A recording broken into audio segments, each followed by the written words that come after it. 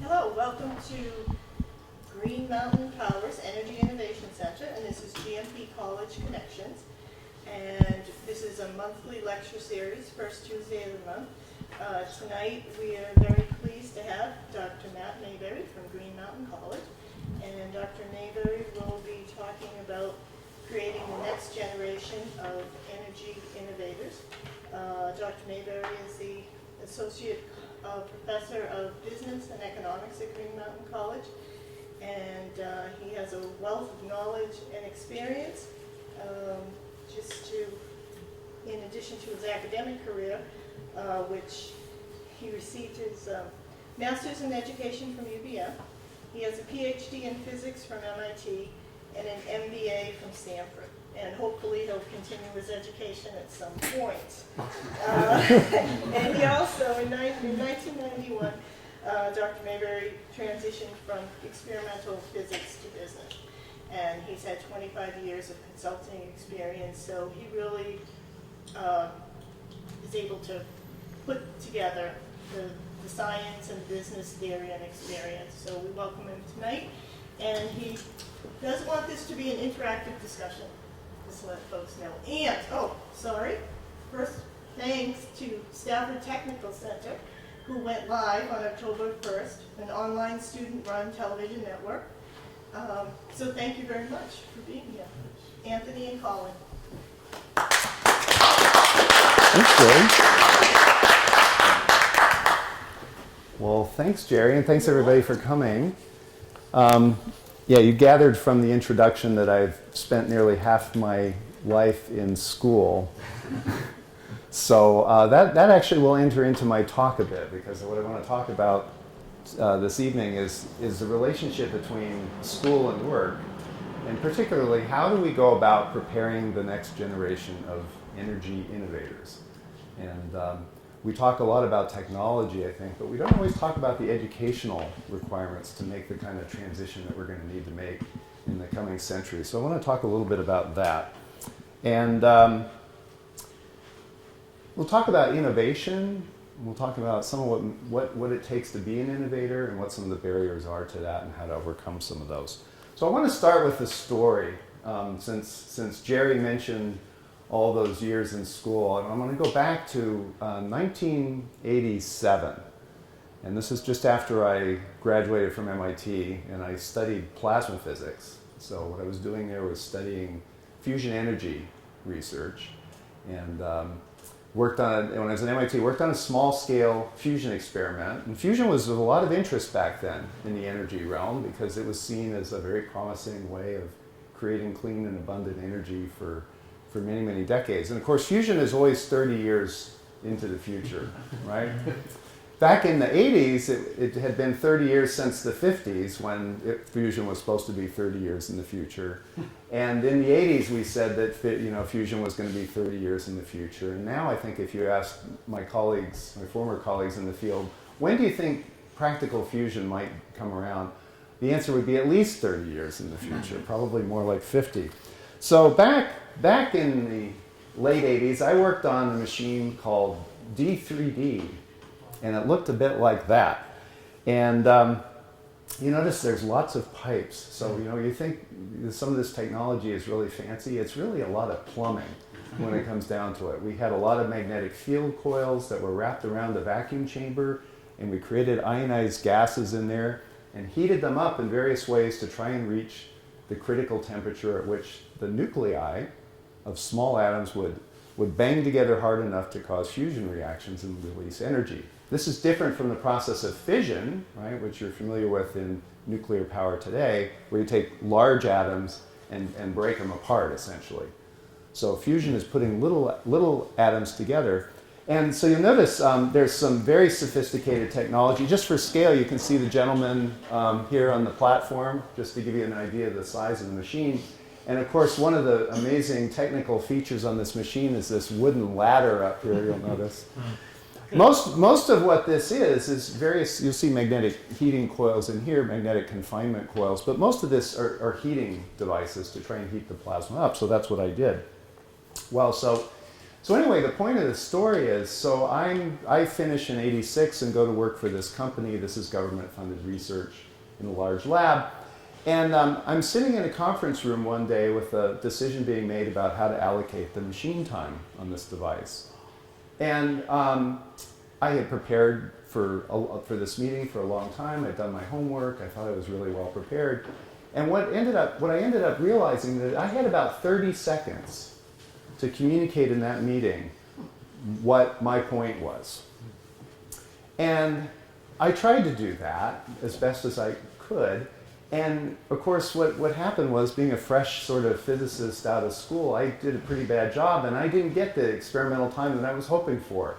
And what I realized was, my gosh, with 20 years of education, no one had ever taught me to be prepared for that situation, where I would have to articulate and make a persuasive argument in a very short amount of time and convince a group, to see things my way, and I'll eventually get my share of machine time. And this applies to resources or anything else. I'm sure most of you have been in a similar situation. It felt unfair to me, right? Because I felt like I knew what I was talking about. Why aren't they listening to me? So anyway, ever since I've been thinking about, how do we bridge that gap better? How do we do a better job of getting the educational side connected to the work side? And that's what I want to talk about tonight a little bit. Because, as I mentioned earlier, we're in the midst of this profound transformation. And you guys know here from Green Mountain Power, you know way more about this than I do. But this has many dimensions to it. We're transitioning from fossil fuels to renewables, from centralized to decentralized, power generation and transmission, from a regulated environment to a more competitive environment, and to a more market-driven, consumer-oriented type model. Electrons are no longer just electrons. You can really dial in what you want, where they come from, and how you're going to use them, and there's many more services available to help you manage those electrons. So all of this is really changing the future of all this. So how is innovation going to happen, and how are we going to equip our young innovators to really contribute to this? Because this is essential, right? This plays an important part in our future and moving us forward in a more sustainable world. So now, fast forward, I'm on the faculty at Green Mountain College. So I think a lot about education. It's a liberal arts college. So we've got that part of the equation missing where, we were thinking about, how do I communicate in a short amount of time? Liberal arts schools are really good at that, right? But what about the other parts? What about some of that hands-on kind of learning that I got a little bit of at MIT? We by the way, we did our own machining. We made all our own parts, so we learned all about how to do that. But how do we get some of that more hands-on part? How do we bring this all together? Well, we do some of this. Actually, it turns out pretty well. We develop all the critical thinking skills that you might imagine at Green Mountain College. But maybe more so than some liberal arts schools, we also do, I think, a pretty good job of some hands-on skill building. And this is an example in particular from, you may have had Lucas Brown speak here before, I think, possibly. He teaches in the Renewable Energy and Ecological Design program. And every year he leads a group of students on a project where they actually build something. They design it from scratch, build it. And they have a semester, and it's a dedicated semester, so it's 12 credits. In this case, a year ago, actually 2 years ago, they built a solar-powered garage, and they had to figure out all the details and figure out how to get all the pieces to fit together and how it was going to work. And of course, things don't work, right, the first time, so they had to figure out how to adjust and make things better and all that. So that was a good experience. And then this past year, you may have seen stories about this. This was the sort of a transportable tiny house they called Otis, Optimal Traveling Independent Space. And you can see it's quite a quite an attractive design. And so they designed all this with aesthetics in mind, but there's also a composting toilet and solar power and all this sort of thing in there, right? And they did this in the space of a semester. So they faced a real deadline. You know, they faced the challenge of bringing this thing together, getting it done, making it work, dealing with all the setbacks that you run into. So this is pushing the edge of what many would consider a pure liberal arts curriculum, right? And many faculty in some liberal arts curriculum might even view this as heresy. You know, this is practical, right? But we see this as a natural part of what students need to learn. But how do we take this further? How do we go further with this? Because this alone isn't necessarily enough to really create the kind of innovators that are going to have an impact on our energy future. This is certainly an excellent start, but how can we take this further? So I want to talk a little bit about this gap between school to work. And part of this gap comes from, I think, the way we think about this. We think about school coming before work. And this has just been the way it's been, I think, for a long time, at least in my lifetime. You go to school, you learn what you need to learn, and then when you graduate, you go to work, right? So it's a sequential kind of arrangement there. So, well, that's interesting, right? But we kind of saw that didn't work so well for me at General Atomics, right? So what's another alternative to that? Well, maybe something that looks a little bit more like this. So we begin to think of school and work as more going together in some way, as look at the combination of these two things and how we might actually do both in a way that brings out more than either of the two things separately. So that's what I want to talk to a little bit about today. And I have some experience with this, having been on the academic side, at least all the way through graduate school, then coming into industry. I then went to business school and worked for a company called Silicon Graphics, which in the mid-90s was kind of the darling of Silicon Valley, growing at 40% a year. It was heady times there until the internet sort of came on, and some of the workstations they made weren't really quite designed for that. So that's another story. But after that, I went on to consult and work with a number of companies, including innovative companies such as Nike and so forth. So I've kind of seen both sides of this gap, if you like. And so what I want to do is talk about, in this context, what exactly is innovation, and what are some of the skills or competencies that you need to be an effective innovator. So first notion here is that innovation is more than just coming up with creative or clever ideas. And a lot of people sort of think, well, innovation is about creativity and technology. You know, it's sort of how do we come up with new technology and how do we think creatively, and that's sort of it. Well, that's, I think, part of it, but I think that might be oversimplifying it and missing some important parts, because at least from my experience and what many have shown about innovation is that it's really, I think, brings together three different parts. And I think of this as motivation, creative thinking, and execution, or to put it even more simply, the heart, the head, and the hands. So really, innovation involves all of us. And if you look at the stories of successful entrepreneurs and innovators, whether it's Charles Darwin or Thomas Edison, those folks were fully involved in every way, deeply, through their interests and passion around what they did.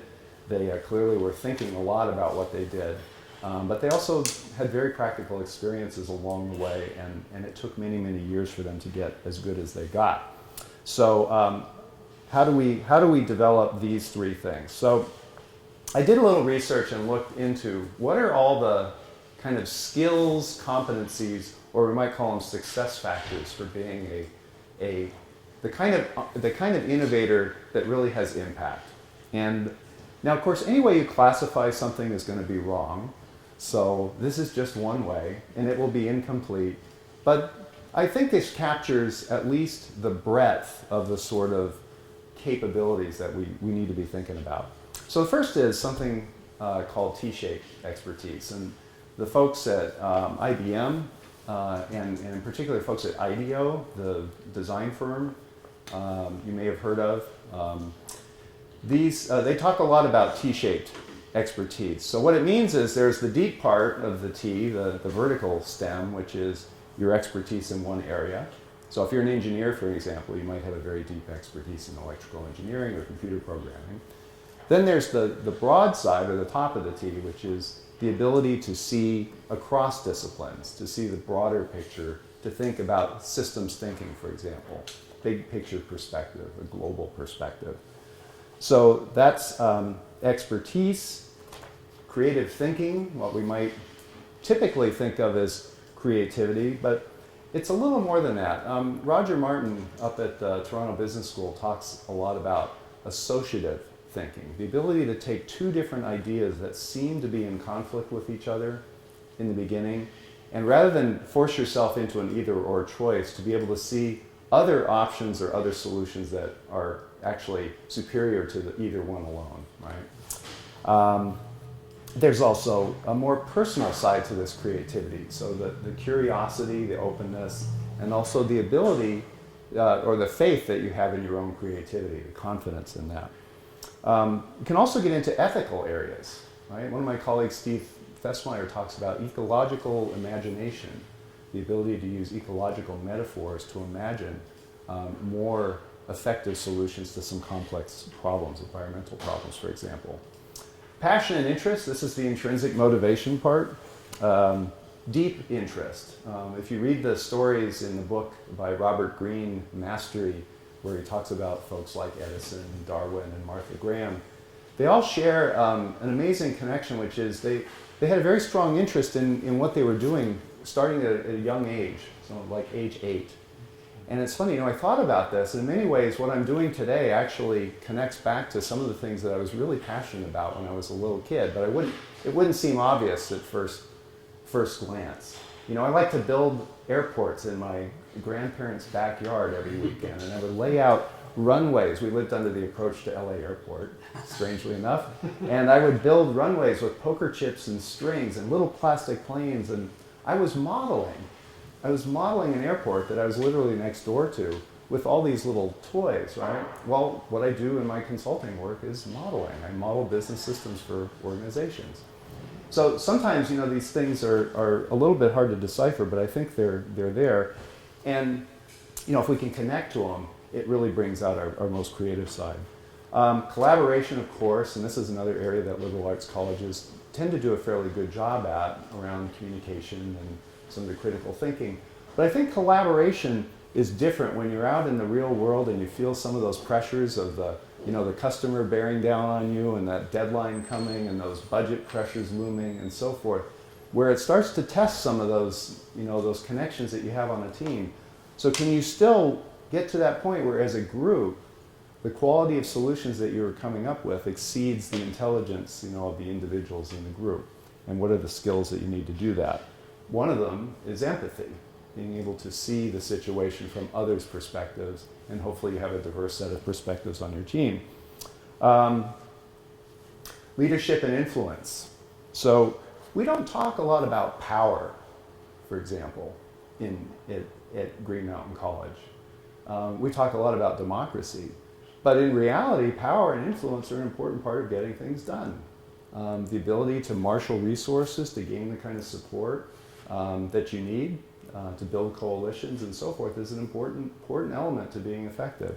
So those are important skills, as well as what Ronald Heifetz refers to as adaptive leadership, being able to encourage people to work through conflicts and values that they may be facing. Moving to a renewable energy-based society in a distributed model is going to challenge some people's values in various ways. So how do we help people work through those things? Emotional intelligence, all these sort of things fall into that category. Experimentation. Anybody that's out there ever done anything new knows that it never works the first time, right? Friends of mine, their colleagues, consulting colleagues, they use the expression 7X, which means you're going to have to try at least 7 times before you convince us that you've even tried, right? And in reality, we know Thomas Edison, it was about 10,000x, right, to get the light bulb to work.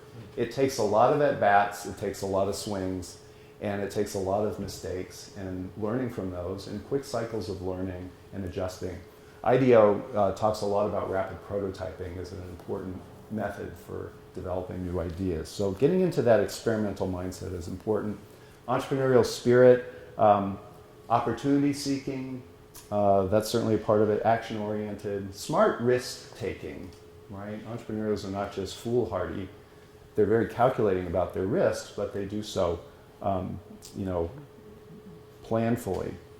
And in resilience, of course, Silicon Valley is very tolerant of mistakes, which is one of the reasons it's so innovative, right? A lot of times, we may be a little bit tolerant in education, but in most business settings, we're very intolerant of mistakes. That can be sometimes fatal to your career in some cultures. And then finally, mastery. Mastery is not so much a competency as it really is a lifelong endeavor. It's the long journey of trying to get really, really good at what you do, so that you get to a point after a long period of apprenticeship, at least this is one way of looking at it, you get to the point where your expertise becomes so deep that you no longer have to think about it consciously. And it's that point where you get to free up. You're freed up to then be more creative. You can, you can sort of improvise, right? And that's where folks, the Darwins, Edisons, Martha and Grahams in the world become really, really effective. So how do we do all that? Well, and if you sort of look simply at this, maybe there's three areas here where we can focus. One is, and I'm thinking now mostly in terms of our own educational model at Green Mountain College, but I think this also applies elsewhere as well. Personal creativity, those areas on the right. Execution is a big one, and then mastery, what can we do there? So here's three ideas, partly based on experience and partly based on some work that we're doing at the college. One is around this personal creativity. I took a course back in my Stanford days. It was called Personal Creativity in Business, and it was taught by Michael Ray. He's the gentleman sitting in the cross-legged position in the upper left. We did a lot of meditation in that class. We did yoga. We did a lot of mandala drawing. We had weekly live lists where we had to live through a certain mantra each week, like have no expectations or everything is new. And you might be surprised, but that was the most popular course on campus. It was one of the silver bullet courses that, if you used your silver bullet, that was the one course that you wanted to take, right? And of course, we had a lot of guest speakers who happened to be very successful entrepreneurs in Silicon Valley who had taken this course before, so that was pretty inspirational. So what was going on? Well, as Michael Ray put it, it's getting in touch with your essence. It's answering these two questions: who is myself and what is my work? And I found that to be the most useful experience of any that I had in business school. I almost don't remember anything else. It's sad to say, all that money. But this really kind of changed my life, because I really started getting more in touch with, well, what am I about? What do I really want to do? What am I good at? And those sorts of things. So I think that's a real key to developing innovators. Execution. And by the way, I should say on this too, we're working on a couple of new courses at the college that will do just that. And we're trying to push the envelope even more on that to help students really get a sense of who they are. Execution. So again, going back to this idea, school plus work is more than school then work, right? How do we put that into practice? Well, we could talk a lot about very practical things like internships, right? Job shadowing, doing more projects on campus, and so forth. And I hope we talk more about that, because I think those are the kind of solutions that we need. I want to put it real basic terms, though, and again, from a liberal arts perspective, how do you sell this? Well, it turns out John Dewey had a thought or two about this way back a century ago, and he put it like this. Some people paraphrase this statement into something like, education is not preparation for life. Education is life. So he believed very strongly that the way you learn is by bringing life into the classroom. and then experiencing it, reflecting on it, understanding it, and adjusting, and so forth. So how can we do more of that? How can we really bring the world into the classroom? That's one way. Or how can we bring the classroom out into the world so that we have this sort of continuous interaction between learning and doing? There's another organization that expressed this even simpler. Just do it, right? So how do we get our students and how do we get our faculties ready for the fact that, our students actually know a lot. They're capable of doing a lot. We don't have to keep preparing and preparing and preparing them. Let's put them to work. Let's get them doing some real things, and let's learn from that. So execution, it will require, I think, part of the answer here too is we have to get faculty out of the confines of the college and into the workplace, and we have to get professionals on campus as well. So how do we bridge those gaps? Mastery, and I do recommend the book by Robert Greene if you haven't read it. It's interesting book. We tend to see education, at least at the four-year college level, as a four-year finite process. It's a little bit like if you imagine coaching a professional football team and having the coaching staff there during preseason. And then when the regular season's about to begin, you say, okay guys, I think you're all ready. We're done with you. Take it away. And they never show up again, right? And the team is left on its own. Now, sure, we have a career office that will support alumni and so forth. And we have, our faculty will pick up the phone and talk to our alumni. But we really haven't thought very hard about the development beyond graduation day. We tend to view education as the end of the process is handing out a diploma. Well, what if we thought of this as a long-term process of mastery that goes for at least 10 to 15 years beyond graduation? What would we then do as educational institutions to help support that? Or how would we work with the businesses that our students are working for or other organizations to support their ongoing professional development as innovators?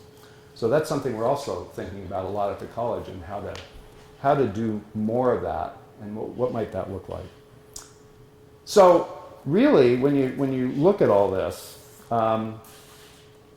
whether we're talking about motivation, whether we're talking about execution, we're talking about mastery, I think to make progress in any of those areas, to bring that gap, to close that gap between school and work, it really amounts to breaking down some of these barriers, right? Whether we're talking about barriers between school and work, between what we call liberal arts education and skills training, or liberal arts and engineering and skills training, or however else we want to divide up the educational landscape, between head, heart, and hands, between academia and industry, even between colleges, right? We've created a lot of barriers over the years that can get in the way of this sort of interaction and innovation that I think we need to do in the coming decades to really make progress with some of these problems. Again, one of my consulting colleagues that said 7X, he also had another expression which was leverage is at the interface. When you're trying to solve a problem, go to the interface between two areas, and that's where you'll have the most leverage, right? So I've added here leverage and innovation is at the interface. So I think that's where, when we're thinking about how to develop the next generation of innovators, that's where we might want to look. So that's what I have, and then I'm hoping, and I succeeded actually in finishing in half my time because I want to spend actually the remaining time with you talking and discussing what folks are doing in some of these areas. So what are employers doing around the state to promote the development of young innovators? What are schools and colleges in Vermont doing to promote development of young innovators? And then how can we bring educators and businesses together in new ways to make Vermont a hub of energy innovation in the 21st century? If you think about examples like Silicon Valley or Route 128, classic hubs, it's not just about the technology. It's about the connections there between many different parties in a community. But if we focus in particular on the linkages between school and industry, they're particularly strong in those areas. When I was at Stanford, there were entrepreneurs in and out the door all the time in my business classes. And of course, students, it was like a revolving door moving between school and work there. So how do we develop that kind of a model here in Vermont and create an energy hub, right, that would rival that? So those are some thoughts just to seed the conversation. At this point, I really wanted to open it up and hear your thoughts and perspectives and what you see happening and what the opportunities are in our fair state. I'm really curious. I was at a conference the other day, and Sarah was at it as well. And the gist of it was an economic development conference, and the gist of it was that no one's going to land the big Buffalo, big company that's going to come and build in Rutland or anywhere else for that matter. That it's all going to be done by small innovation, small entrepreneurial, one business at a time, which is kind of what we're trying to do with solar and energy. I'm wondering though, as kids are coming out of college, are they looking to land that job at a big company, or do you think there's a lot of interest in owning businesses and starting businesses themselves among your students? Yeah, and I'll speak to Green Mountain College. Yeah. I know a little bit, just a tiny bit about UVM because my daughter is a student there as well, but I won't speak for UVM. So Green Mountain College, I think our students are very much about being entrepreneurial, working for small businesses. I think in some cases, I think it would be very challenging for them to just start out doing that. Because I think in many cases to be successful at that, you do need some experience within the industry to know what you're doing, right? The number of Mark Zuckerbergs who, create Facebook in your dorm room is probably fairly limited, right? But I think, creating the kind of opportunities where students can experiment, try things, develop new things, maybe in partnership with a more experienced entrepreneur, and then helping them make some of those mistakes that they need to make in a fairly safe way. I think we have a ton of interest in that. Our students love to do that. Yeah. So the question is, how do we do that? What are ways to do more of that?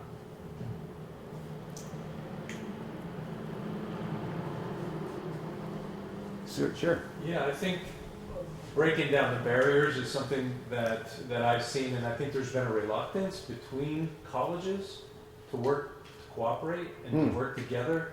It's almost as if there's a limited number of students that they're competing for, and working together there seems to be a fear. I went with the mayor of Rutland, actually. I was invited to speak at a conference up at BTC a few years ago.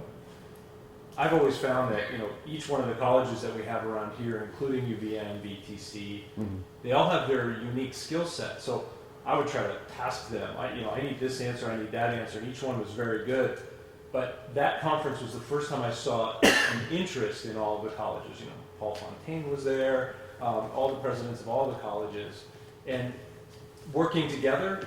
And I had them all on an email string, and I threw something at them, and I thought things were starting to roll, and it just sort of fizzled. There wasn't that passion or whatever. Yeah. There was a couple of key critical items missing, but I like the idea, and I think we, GMP as a company, have been able to pick the brains and get answers from various colleges. But I think if we're actually able to collaborate and work together, I agree with you. I think we can really start to do some.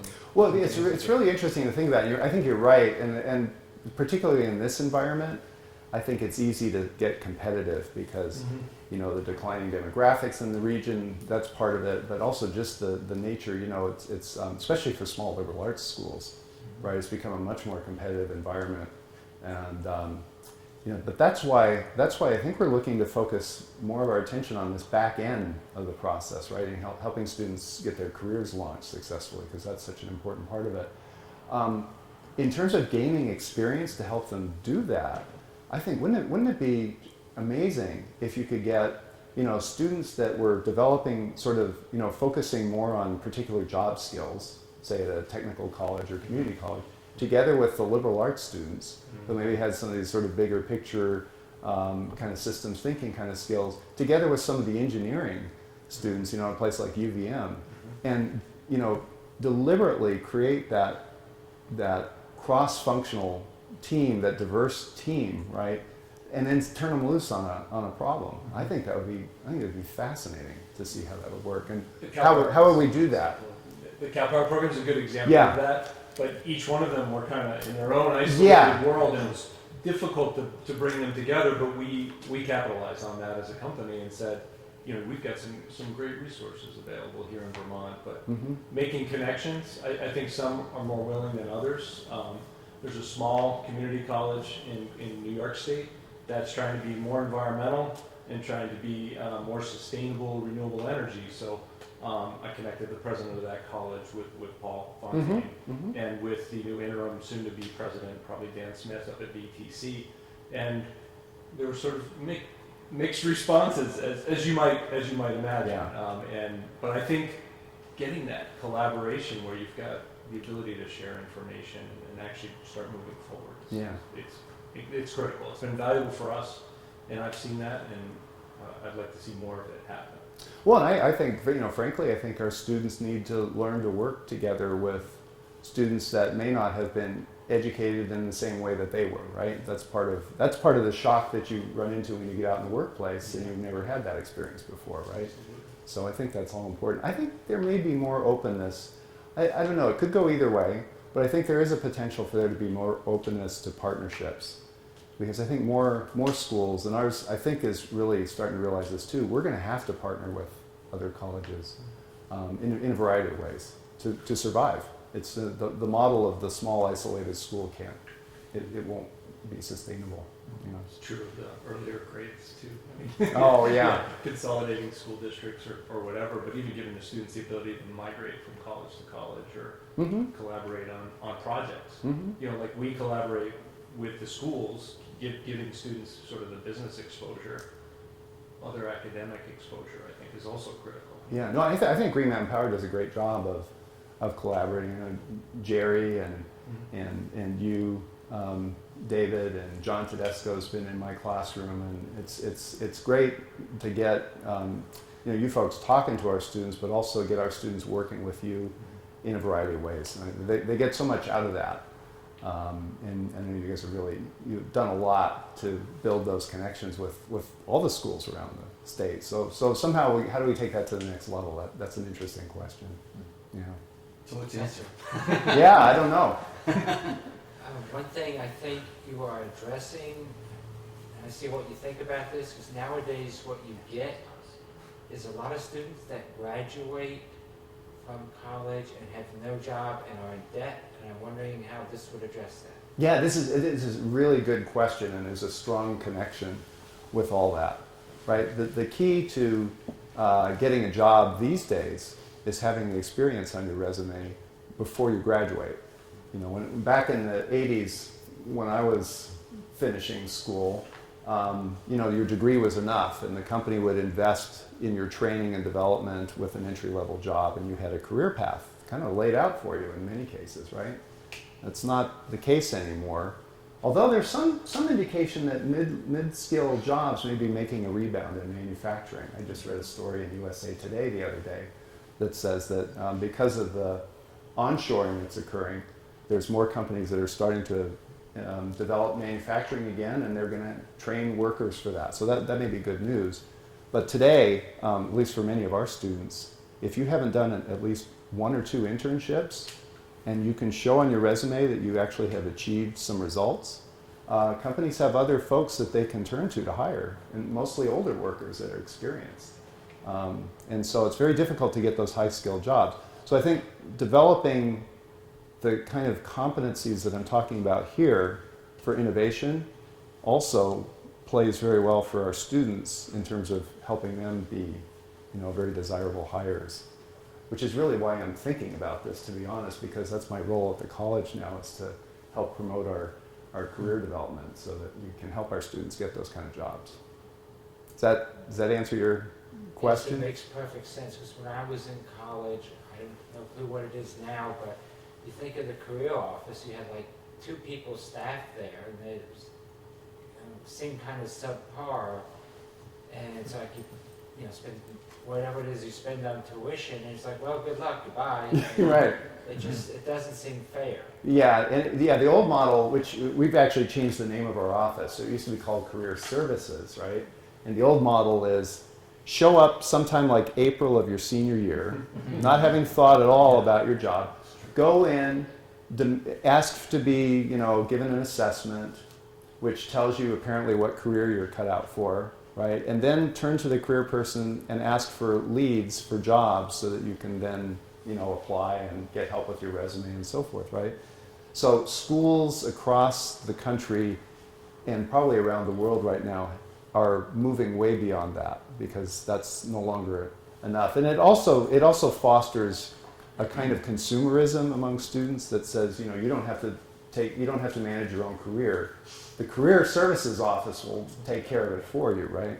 Well, it has to be a 4-year process.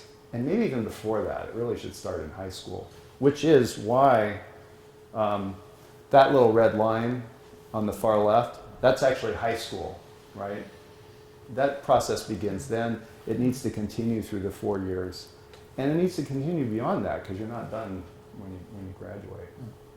And it turns out that we're not the only ones thinking about this. Franklin and Marshall College in Lancaster, Pennsylvania, their president, Dan Porterfield, has talked about the zone of impact being the 10 years starting from that senior year in high school, stretching through 5 years after graduation as being critical years for 20-somethings to get established in their careers. So a lot of schools are really focusing on this now. I'm glad to hear it. Thank you. Yeah. I liked how you framed it as school and work coming together with a bridge in between, and hopefully it's like a 4 or 6 lane bridge, so you got a lot of people going back and forth across it all at once. Yeah. And I've been feeling like when you were speaking, having a place where that mix is respected and acknowledged and even encouraged seems like a major selling point for a learning institution that can help facilitate that and make that happen. Because I mean, when you're thinking of going to school, there's like distinct periods of time with a start and end. You go to school, you're done. You go to work. You start an internship, you end. If you can kind of blur the lines across those and make it more, both are equally valuable learning experiences. You get to the same place. And also, I think, well, I have 2 other things. Being really selective in the businesses that people or students are engaging with is probably key, because one set of businesses may crush any motivation that they might have come in with, where other organizations could make it really flourish and make it really positive and an open experience for them too. And when we're thinking about working with employers, that's one way. That's kind of an experience for how a job is going to feel, and all the things all the learning that takes place with having a job and an employer. But I think on the other hand, if we're really trying to foster innovation, students need an outlet to be innovative, and not under the premise of a paycheck, but an outlet with a facility of some sort to be innovative and try it out and screw it up, and but a safe place to do it. Yeah, something, I forget the name, but Middlebury has something like that, right? They've just got a space where students can apply to a committee and get approved, and they can spend months in there, and it can be anything from an art project to a computer software or anything. It's like a play space almost. Yeah. That's the sort of idea you're talking about. Yeah. Yeah. What was your second point again in the middle? About making sure that it was a good match. Yeah, I wanted to touch on that too, because I think that's such an important point, and I'll make a shameless plug here, or request or appeal, because in our case, right, our mission is about sustainability at the college, and our students, are so immersed in that culture for 4 years. It's easy for them to look at corporations and companies and kind of put them all in one big bucket and rule them out, right? Capitalism, is bad and all this sort of stuff, right? On the other hand, so how do we bring the right folks to campus in sort of recruiting, right? So we're thinking about how do we appeal to the kind of companies that are a good match with our own values and mission. So how do we connect with, say, some of the companies like Green Mountain Power that are working to advance sustainability in various ways? And I think if we can figure out how to do that, we'll get our students really jazzed about it, right?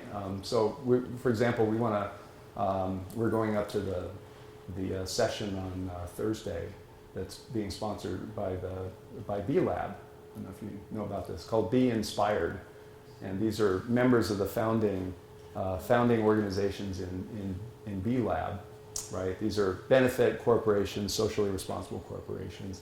And they're going to give talks for 3.5 hours. We're going to take some students up and see, wow, you guys might get excited about some of these companies. How do we reach out to companies like that and bring them on campus? Because I think you're absolutely right. Just as an aside, GMP is going to be the first utility in the country to become certified as a B Corporation. Really? Yeah. That's fabulous. Going to the other side of the coin on students looking for the right businesses to go to, one of the challenges in Vermont is actually too many students leave after they graduate. So when Sarah's a great example, when we get Chris, we got a young person who actually stays here and wants to set up roots. How do we do that with your students? What percentage of them leave Vermont after they graduate? And how do we attract them and keep them here? Because the truth be told, Vermont doesn't have an unemployment problem. It has we don't have enough young, smart people to stay problem. Right. Yeah, well, I don't know, there's probably several things. I mean, one is the more that we can get students engaged in internships within the state, the more connection and loyalty they build with those companies and want to stay with them, assuming they have a good experience, right? Many companies have figured this out, that the way you recruit is you don't just hire when you need somebody, you recruit years in advance and have them develop the kind of experiences with you. So the more of that I think we could do in-state, that would really help. Part of it too may be, maybe the state government has to get involved at some point in all this and offer some incentives. We have a lot of students that have quite a bit of debt on their balance sheets. And is there a way to maybe provide some incentives for them to stay in the state and at the same time maybe forgive some or most of their debt, which makes it a very appealing proposition for them to stick around. That can be expensive, I realize, but it's also very expensive to be educating our youth and having them leave. So I don't know, just a couple of thoughts. Anybody have any other thoughts? I think it's a great question. When I was in school too, the one thing that I wish we had had more of was a practical link between the book and what the whole point of it was. So, one idea would be to find businesses that have not huge issues, but maybe quantifiable projects, problems that they're working on, and maybe attack them in different classes as a real link to show how you apply the things that we're learning in school. Mm-hmm. Yeah, and we're having discussions about doing just those sort of things. We talked about, as an example, for David came, we talked about maybe doing a digester, a small-scale digester project on campus. I know you're talking about many other projects like that too, right, around the state with other schools. Yep. And we used Jacob Park. We had this marketing hole. We were looking for creative ideas to market cow power, and Jacob Park's class. He had a marketing class, and we spent the semester picking young brains that weren't my brains, which was good. And here's the problem: we're trying to get the word out. How would you do it? And they interviewed existing customers who were cow power customers and came up with some interesting ideas. Mm-hmm. And connected to a real problem that we had, not getting the word out enough. One of the challenges I think with that, and we're thinking about how to address this, is the way we schedule our classes. We have typically 3 credit hour classes, so you meet maybe 2.5 hours a week for a semester, and maybe you do twice that in homework, right? So you might have, what is that? So 2.5, maybe 7 hours a week for 14 weeks. Maybe you have 100 hours, total hours per student in there. That's not really enough to take on a real substantive kind of project. So that's where some of these, we call them block courses, some of that kind of structure comes in. How can we get students to really focus in on a project, maybe for the semester, where that's the only class they're taking. It becomes more like you're working in an environment. But of course, there are challenges with that too, right? So I think we're going to have to really figure out ways to, not just change how we work, sort of partner with employers. We're going to have to also figure out how we structure our own educational processes internally as well. Yeah. But, I mean, if you think about it, an education institution has all the components of a working business. You've got marketing people, accountants, engineers, maybe statistical people, math people. So I mean, there's a lot of horsepower there that can be harnessed to put toward real things. Mm-hmm. No, absolutely. Yeah, Jerry, yeah. But we were just saying, we mentioned on WSYB Friday, we were talking that really the businesses, and we hope there were more businesses that would come tonight, to look at the colleges really as like a consulting service. Mm-hmm. Because the potential, like Kirk just said, is there. You have all of this expertise, give real life problems, and maybe they don't have to be huge.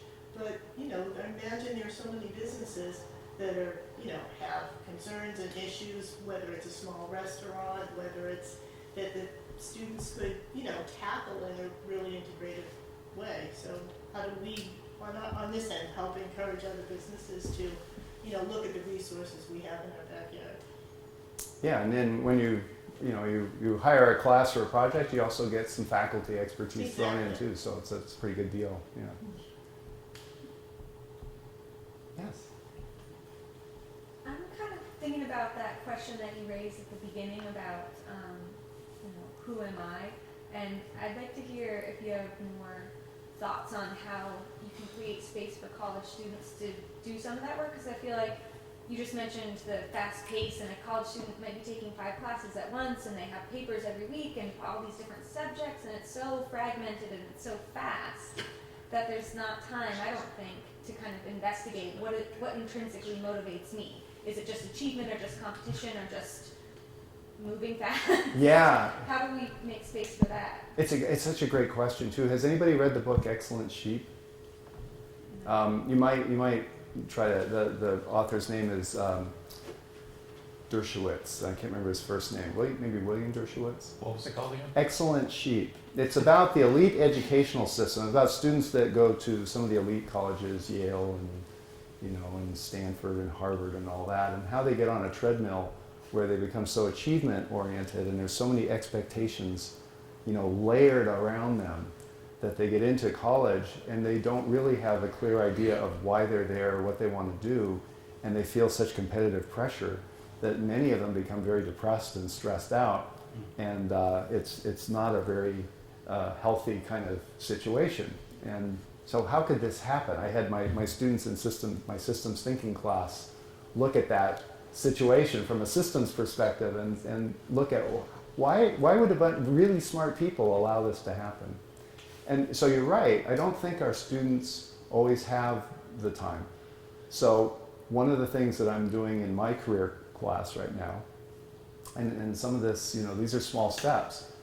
We spent 15 minutes meditating in class just to quiet things down before we even started talking about their interests and values and that sort of thing. And I really encourage my students to do more of that. And they actually like it. They appreciate it. And it's you bring up such a good point. It is such a challenge because they have their parents' expectations they're dealing with. They have their peer expectations, societal, well, I think I should be this because that's what people expect me to be.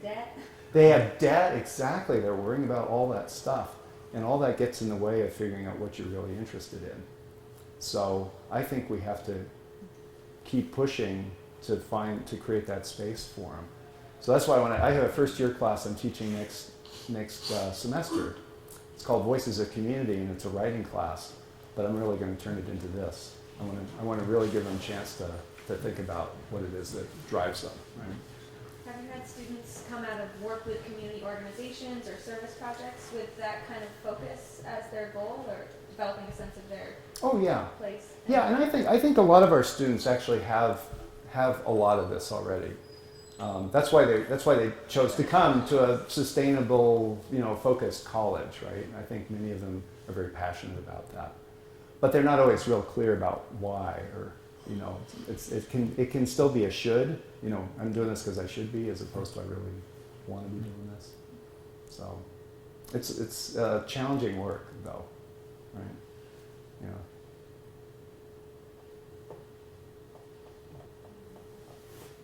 Jerry, how are we doing? Oh, I think we're doing great. It's just about any other. Do we have time for one more question? Time for one more question? Or comment? Or thought? Suggestion? No suggestions? It's a lot to think about, and it's very valuable. Well, I sure appreciate you all coming tonight. And it's been a real pleasure hearing from you and talking with you. So Thank figure you. this out. Thank you. Yeah.